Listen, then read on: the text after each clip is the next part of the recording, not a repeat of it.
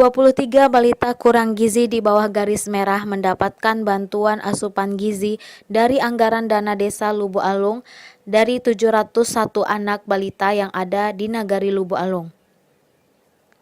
Pemberian asupan gizi ini dilakukan selama 12 hari berturut-turut.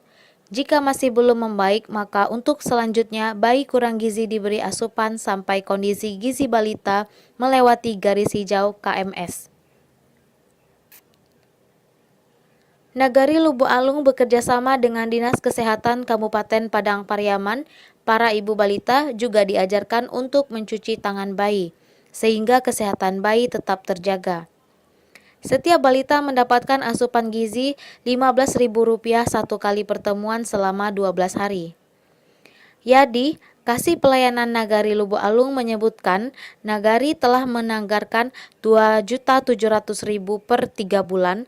Bantuan ini disalurkan balita kurang gizi ke 8 korong yang ada di Nagari Lubuk Alung. Hal ini dilakukan karena ada temuan Nagari terkait balita yang kurang gizi dalam musyawarah masyarakat Desa Lubuk Alung. Kita ingin mewujudkan keluarga sadar gizi untuk menuju masyarakat yang sehat, produktif, dan bergizi. Tujuannya untuk supaya bisa menerapkan gizi seimbang dengan slogan Hari Gizi Nasional Gizi Seimbang Prestasi Gemilang. Tim Minangkabau TV melaporkan.